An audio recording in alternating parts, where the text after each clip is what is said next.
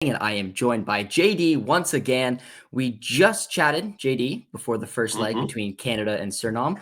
I say we did a pretty good job in terms of kind of highlighting what we thought we were going to see in that match.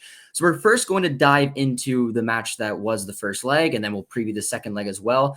So first things first, let's just begin with some of the match facts, or I guess what happened in that match that you and I predicted beforehand. Because you and I both said that we thought Canada was going to have about 65% of the ball. They had 66. I predicted a 1-0 scoreline. You predicted a 2-1. 2-1, yes. You were very scared that Suriname was going to show too much respect to Canada and allow them to have too much of the ball. Yes. And we thought it was going to be cagey, which it was. So I'll throw it over to you first. From what we predicted, I think it was very similar in terms of what we saw. But what stood out to you in terms of that game? What stood out to me is that Suriname, without Paul, because Paul, he was a late scratch, so clearly he was not available. So with that, they had to make 2 adjustments. It showed me that they still have depth because they brought in Van der Kos, which is the guy that I told you about. He's a fullback, but if they are going to do the same style like what they did with Costa Rica, to put a fullback high up the pitch to see if they could get some more ball retention, it never worked.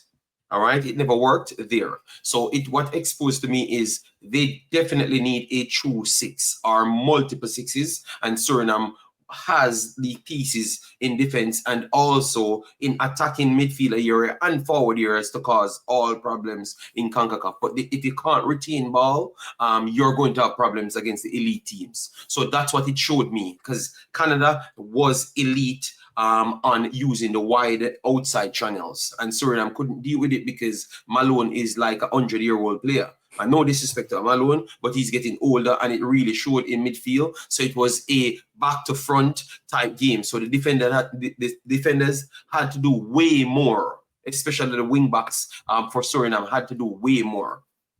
All right. And I'm going to talk about a little bit, I guess, from some of the things that I saw. And I want you to jump in when I'm done and maybe pick a couple points that you saw.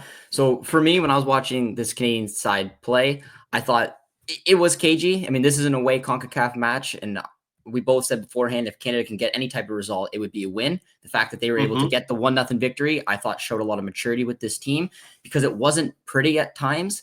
I thought the first half, they could have put Suriname to bed. They had 3 glorious chances. But the thing is, they didn't take it. And then coming out in the second half, there was about, 20 minutes there where it seemed a little nervy. Suriname did hit the crossbar as well. It kind of seemed like one of those situations where the Canadians were going to just let this match maybe end in a draw, which still would have been decent. But at the very end, they were able to find their goal. I thought they struggled a lot in the press. I thought they were good in possession. They did create some chances. Jonathan David is an excellent player to watch. As we know, Bombito and Waterman did a job at the back. All in all, I know like some Canadians were a little frustrated by like the performance, just because I think they thought they could have put it to bed. But overall, I liked it. I was happy that we got the 1-0 result. That's the most important thing, especially with 2 big players out like Cornelius and Davies. Anything there you want to pick apart? What I wanted to inject, what I liked, because maybe you've talked about the 20 minutes right after the game restarted. I thought that was Suriname's best spell. But one other thing I've left out, maybe what happened in the first half when Suriname, in the first 15 to 25 seconds of the game, Canada went straight down, created something, whipped across the left-hand side, and Suriname went with the long ball over the top and got straight behind Canada. So I thought that with Vleta getting so behind and Becker getting behind so easily, maybe Suriname fell in love with the over-the-top ball and never really settled for what they're good at, because every single time they put 4 to 5 passes from their thirds, they passed to Canada. They went straight in behind. So I thought that they should have felt a little bit more braver, because every time you did it, it was successful. And you got a little bit lucky when Charles Becker spun. Was it right back? Johnston. It was Johnston. He spun right there. You thought that it could have been a red card right there if it was revisited? Because I said it. Someone said Bombito was there, and Bombito would have catched him. And I said, No, Bambito wouldn't catch him because in the same game, he ran past Bambito. For Charlotte, because he's very fast. Bambito is very fast as well. But remember, one would have had 2 steps. So I don't know. So they caused problems. They did. And your fullback areas, Davis need to come back with that high pressing system. That's all I do know. I think you got slightly showed up with Laurier. I nailed it. I told you that guy is a fighter. He was fighting with Charlie Baker for the first second in the game. He's got that edge to him. Yeah. But he doesn't have the same qualities as Davis. You can clearly see that, but he has the attitude and what you said, the maturity. So you really nail it right there. Maturity from Canada helped them over the edge. Yeah, I agree. And there was a little debate about who was going to start at left back from the Canadian fan base, whether it was going to be Sam Adekubi because he's a natural left back, he's a left-footed player, or Richie Laryea. And I had no doubt, and I said it like 10 times. I was like, Richie's going to start. I think he's got Jesse's trust. I think in these away CONCACAF matches, he really can suit a game like this. He's mature. He can come in and he can do a job. Not that Sam can't. I just didn't think that there was a chance that he was going to start. And we actually didn't even see Adekubi come off the bench at all. So yes. Tell me why you think that if it's going to happen again, and if the Canadians are going to capitulate, what would be one of the biggest strengths that this Suriname team could do on the road? The additions. So Kenneth Paul, as what we just said, is in the championship, but he plays in a deeper 6 role for them. That was missing today, and it never gave them an opportunity to bring on Farai or started with Farai because he came on and he made the game look very simple. He was pinging passes, trying to get inside, outside channel. So Paul would open every single thing. So they do have 3 individuals. When they came, 2 of the 3 came on, which is Messadian and Farai. They look completely different. Messadian was the one that dribbled through the entire Canadian team. You see, he would have been a natural left winger, but he couldn't play because they wanted stability and retention over the left-hand side. So I would say stability in midfield to go up with Ustaki and Kone would have been Pal there. So that could be something different. And with him coming in, it gives them the opportunity to bring in 2 other players. So 3 changes they are going to make if the coach wants to be brave. So be braver, and something is possible because they had learned something that they could take it to Canada, even inside Canada. But it requires those players, the 6, the winger, the natural winger, and the cam. And we clearly saw it. We had a small sample size in the second half. Yeah, and one of the ththings that I mentioned that I thought Canada struggled with, a little surprisingly, under Jesse Marsch, was their press. Because under Jesse, they've been a pressing machine. I think if Jesse's looking back at this game, he'll be happy with the result, but I don't think he's going to be overly impressed with the way that this team pressed and did kind of the game plan he wanted. So I will quickly come up with a starting 11. I believe we will see. Now, this is... I don't know what this starting 11 is here, but this isn't exactly how they played. It'll be a 4-4-2 still. Yes, 4-4-2, yeah. The big debate we had was whether Dane St. Clair was going to go in net or Maxime Crepeau. I was talking with a colleague, and he really thought that it was going to be Dane, and Alex was right. I thought it was going to be Crepeau. So there's no doubt about it now. I guess Dane is starting to become the main man for Jesse. So I'm expecting Dane to start in net once again. Back 4, I don't think he'll touch it. Johnston, Waterman, he went with him. I believe he'll go with him again with Bombito. Yes. I like that partnership without Cornelius. I do think Richie will start once again. The midfield, I think it'll stay pretty much the same. Ahmed, Eustachio, Kone, Schaffelberg. And the only change I will have is I do have Kyle Larin coming back in over Tanny and then alongside Jonathan David. We touched on the press.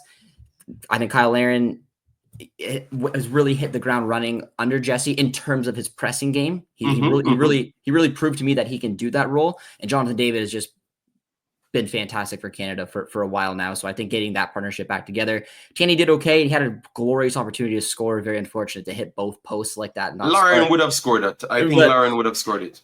And I think Larin. So I think there's only gonna be one change, and it's Kyle Larin, and maybe that'll tweak a little bit and maybe get their pressing game a little bit better at home. And if they can press like that at home, do you think the Suriname team will be able to break down that press? I think they are going to have to try, but you have to understand. You have to give your coach credit. Remember, in the first 15 to 25 seconds, they realized that no, we ain't faster than these guys. So he altered. I thought he altered it and realized that, okay, let me not go full press. Let me go a mid press. Let them come out a little so we can get in behind. So those wide channel balls would have been available. It's either you're going to get the wide channel balls or you're going to press and get caught out. And Charles Lebec is one of the fastest players in the world. So, so you can't give him what he's looking for with Laurier. Laurier is very good. He's fast as well, but I don't think he's going to catch him once he gets spins. So, I thought the coach showed me maturity, and your team showed maturity and gave Suriname respect. So I think if they saw those additions, which will happen, they are going to figure ways out. And best teams in the world figure things out. Not their normal identity, which their normal identity is to press. But they know that these guys are playing football from the day they were born. They are very good at passing out of the press. So I love the fact that they never actually just stick out to say, I'm going to just press them to death, because I actually thought that if they did so, Suriname would have had no choice, and it maybe would have ended unnecessary bad for Canada, when they could have just done this and got a better advantage. So big ups to the coach. I really respect the way he played, and Suriname struggled to break down the way he played. So I have to give him big respect, man. I love that coach. Yeah, Jesse's been fantastic, and he's gonna expect more from this Canadian side against Suriname at home, especially with the press that we talked about. But I think one of the key players I'm expecting to maybe make a difference for Suriname is Fry coming into this midfield. Yes. Do you think if this Suriname team is going to find success? I mean, maybe it's the easy answer, but do you think it's going to be the combination of Fry and Becker? Because you have a player who can break down the lines. He's very good on the ball. I mean, I watched him a lot at Dortmund when he was younger, so I am very familiar with this player. I was a little surprised he didn't start the first match, but I expect him, just like you said, to come into this game. And I just feel like that will be an area where they could potentially exploit Canada with that pace of Becker and the creativity of Fry. Yes, I think you're 100% correct, because that's why I said Paul is very important, because him coming in, he can just sit. So far, I would not have to do that work, and he's a younger, energetic player. Malone is 30 plus 35 going up. So he's getting old. He can't do that job on Eustáquio and Kone. That makes no sense. But Farai, get in more space, get in the option, but don't forget Messidian.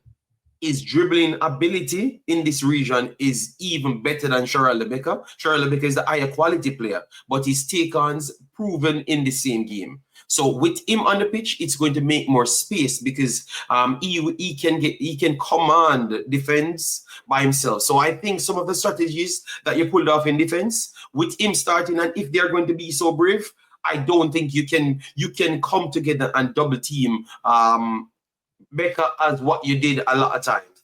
You have to keep it wider, and it's going to be a much more one-on-one game rather than a double up on one player. And that's what I want Suriname to do. So I agree with you. Farai would open up the entire pitch. So people were not overhyping Suriname, because I know the last time people said persons said they are lower level players. No, they aren't lower level players. They are very much higher team performing players, and they're in first teams, and they're quality players for the Concacaf region. And we clearly saw it. I thought that they showed me enough for me to say that they could come and cause some problems in Canada, but I still believe that Canada has the experience now, and they have a coach that's willing to look at what's going on in the game and make the adjustments rather than try to impose themselves on the opponent. Yeah, and this is going to be a big opportunity for Canada to right a wrong. It's so crazy that the last quarterfinals, they went away and got a big result. And this is before Jesse Marsch came in. This is a bit of a transition period, because we didn't know what this Canada team could become after their success. And then 2023 was pretty rough. And they went back home. We had Borian juggling the ball. We thought that this thing was done. That was the moment. That was the moment. Unfortunately, that was the moment. But it was just like that. They lost composure. They threw away that result, and they had to do the hard way around to qualify for Copa America, which thankfully they did, because Jesse Marsch came in and we went on this great run. So they have an opportunity here they went away, they got the result. Now they're going back home, and they need to just lock it down and show what this team is made of. And I think Suriname needs to have a little bit more cojones to go at Canada the same way Yes. Jamaica did to make this one interesting. But And JD, let me chip in right here before we okay. go. It's the same situation because it was Damien Lowe went in midfield and made a tackle on Eustáquio to start the actual revolution. And now we're saying that Paul needs to come in midfield. So let's see. I will stop it right here, people. I am not saying that Suriname will do what Jamaica did, and that does not devalue Suriname. I just think that Canada is a way better team today than what they were when they played Jamaica. And that's not even a question. Look at their records over competitions. It's not even close. And well, on that note, we're going to end with a prediction. I'm going to put you on the spot because we did it last time and we were both, I said 1-0, you said 2-1. That's pretty, I think, pretty fair result away from home. So JD, you can start this time. What is your prediction for this upcoming match? I think Suriname will be more braver and they're going to get a goal. But I actually think that Canada will want to make a statement. So I am going with 3-1 Canada. It's funny. So it's funny because I was gonna go with a 2-goal difference as well, but I'm going 3-1 Canada. And you're going 3-1. I'll go 2-0 Canada. I think this time they're a better team. They had players step up even without Davies Cornelius. They have a more experienced coach in Jesse March. I think that they'll have a mature performance in a better way. They'll get the job done 2-0 and they will move on to the semifinals. So